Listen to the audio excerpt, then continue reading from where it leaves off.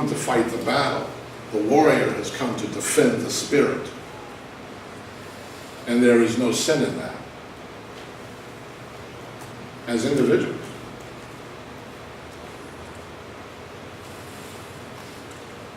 The sun dance is a highly distinctive ceremony. Central to the religious identity of the indigenous people of the Great Plains. It developed among horse-mounted bison hunting nations populated the Great Plains in the 18th and 19th century. Those nations at the core of its practice have continued its practice include the Arapaho, Cheyenne, southern and northern tribes, Blackfoot, Sikisis, Blackfoot proper, the Blood, Cainas, northern and southern Piegan and Dakotas tribes, Sioux, and in particular the Western Sioux, 7 tribes of the Lakota Nation, including the Yanktons, Santees, and the 6 tribes of the Dakota. That's a lot of native energy.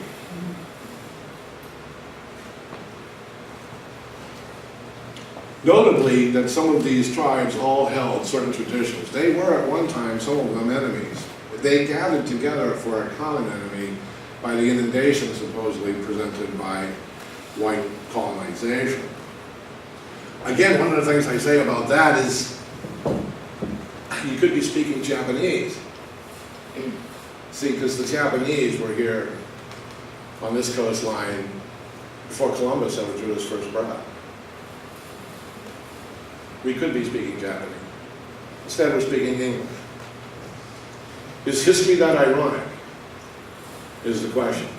Because by tradition and by spirituality, when we question our tradition and our spirituality, and we look at the historical references that we've gone through, cycle after cycle after cycle, the number of times people have had to stand up at some time and applied resistance to some kind of movement that sought to inundate them, assimilate them. These are the things that happen when spirit rises and energy rises. We want to talk a good deal about like the rising feminine energy. You know what? Men need to wake up with that. Okay, it's not just a question of feminine or masculine energy. It's not like feminine energy is only relative to women. It relates to us men more than it does the women. Right now, men are falling behind. How many men are in this room? Stand up, please.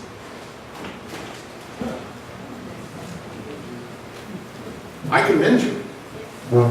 I truly commend you. Whatever brought you here, I don't care if it was somebody putting a gun behind your back. Okay, let's go. It's spiritual, I promise. Thank you. I had a woman at one of my conference talks that I did with the ARE when I was in Phoenix, the ARE being the Edgar Casey Foundation. She comes up to me, she goes, "Where are all the spiritual men?" I'm like, "Are you asking me to reference that for you karmically or just religiously?" She goes, "What's the difference? Where are they?" One of the statements that's interestingly made by Edgar Casey in that, I just want to add a note before I get into some of this. A lot of women are incarnated ex-Calvary soldiers. You know why? The reasoning that he gave was because those young men, their lives got cut short. They never got to finish something. Well, the organic nature of karma makes sure it has balance, that it has resilience. They came back as women. Does anybody feel anything about the Civil War in any of their dreams or any of their emotions? It does explain the presence of some of them and why they are seeking spiritually. Outside of the fact that women are just more sensitive to it than us guys, I had to electrocute myself to be spiritual. So guys, when you get home tonight, I don't recommend that. So, the name Sundance derived from the Sioux identification of it as Wanyang Washipi, translated as sun-gazing dance. What is it about sun-gazing? Because some of these people that they like to go on the beach and they're going to like stare at the sun. I gotta do it. No, you know, that's not what it's about. I got into a discussion about something. Oh no, it physically means let's go stare at the sun. Where is the sun?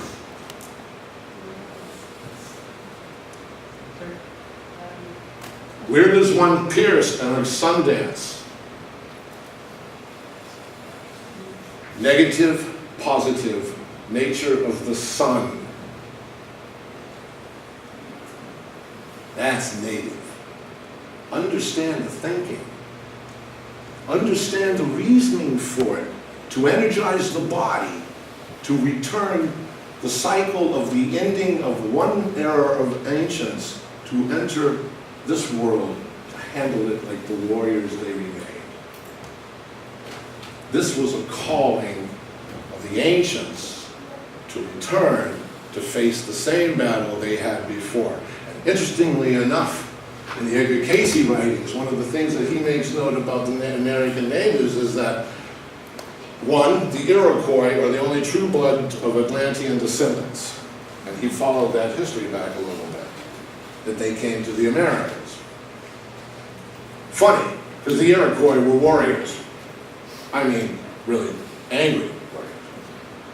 In the meantime, though, I mean, that influence was brought about to them. Why? They were survivalists. You know, what happens when your entire continent sinks? 3 inundations in that time. But he also makes note that there's a priest there, 2 individual priesthoods there, the son of one and the son of Balaam.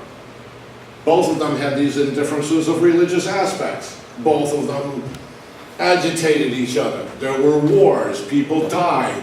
Those souls have those memories. They wear them until they are resolved. And Cayce then made them remark that so many of these people that we are as now, I am 58, I was born in the 50s. Edgar Cayce was in the 30s to the 40s. He was talking about those soon to come, 50s, 60s, and then we went through the whole revolution of the 60s and the 70s. This cycle of souls and the cycle of these experiences, these karmic relationships, is not to punish. I would like to say karma is not a punishment. Karma is a release. And these ceremonies are about release. If you try to attend any of them or have anybody who works with you to have an interest in them, hopefully you get something out of this talk tonight to understand how they should speak to you. It is best known and most widely practiced contemporary form of the ceremony is that of the Sioux. And it goes through a little bit about that sacred space that's set up in the ghost dance itself. Here's an example of the open arena, which was only celebrated by the Sioux. Most of the other Plains tribes and stuff were inside like a round hut, a lodge. The Sioux opened it up. No roof, no walls, in the round. That's what I love about this place. The energy that exudes in the round is very different than what exudes in the box. Vision quest is another thing. The rite was taken in its length and intensity at what age varied from tribe to tribe, generally from 12 to 20 years of age. Here's one of the traditions that's notably shares a logic with Egyptology, because the kings in Egypt, a lot of times when they look at them, their cartouches don't make sense because they'll see 3 or 4 different cartouches all for the same king. Well, how can he have all these names?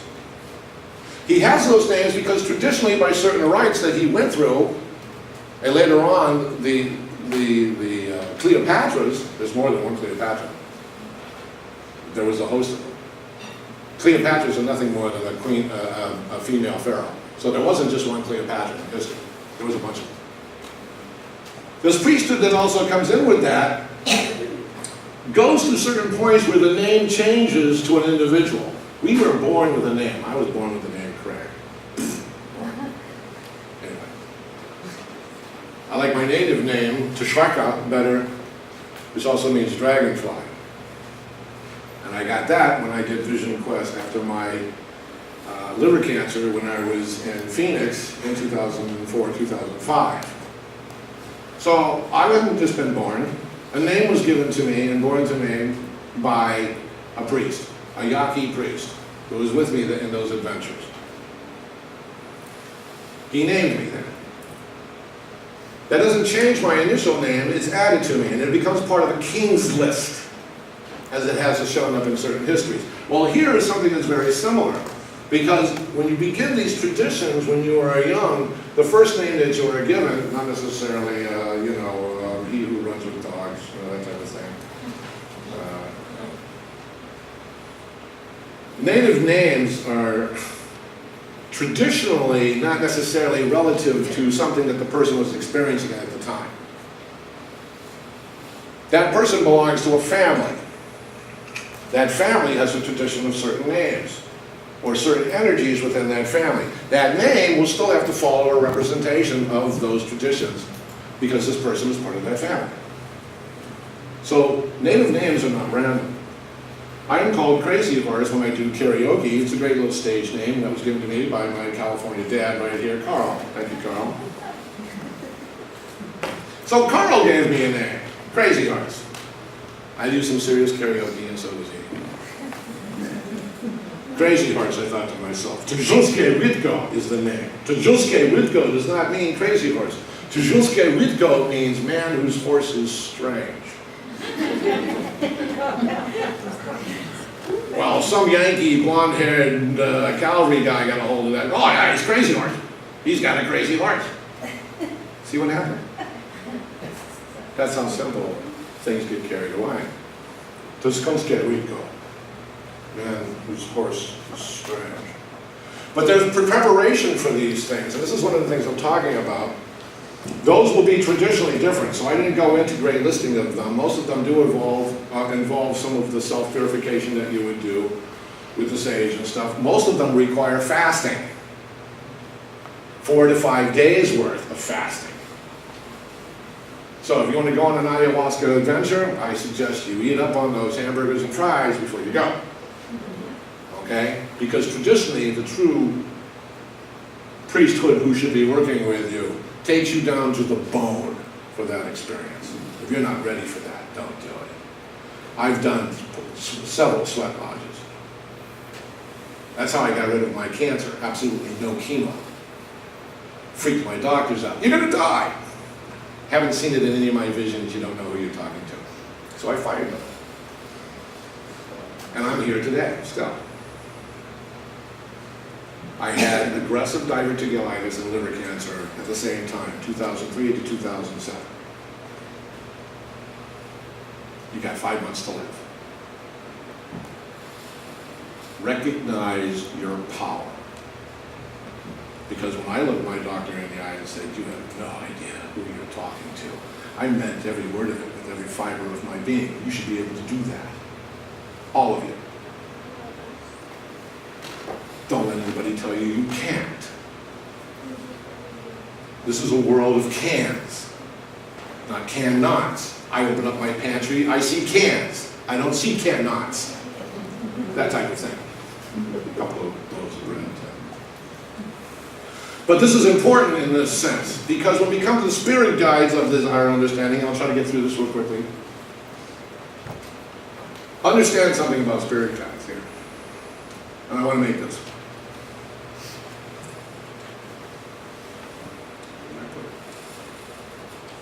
Regardless of the proliferation of hundreds of websites and books that associate birth totems or some other weird concoction such as animal spirit cards, medicine cards with American Indian belief systems, there is none and never has been in any such association.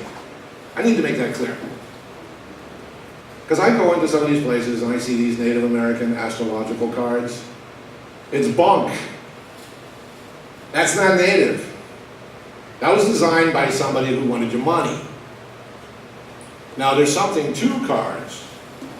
There's something to readings. I do them. I don't advertise them much because it's not that because they're risky. It's because I get a vicious headache when I do it. So I'm sorry. You take on those kind of energies from people, that's what you're going to get. And most of my readings are not always pretty. It's not all about angels and flowers and roses and man.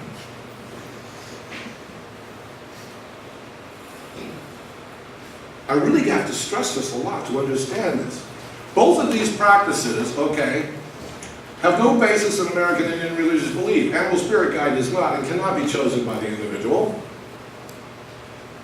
These games do not work and they give their victims false impressions. They may lead a sincere person far astray from the goal of connecting with an animal spirit to help them in their walk in life. And again, as many times as your name may change, this guide may change.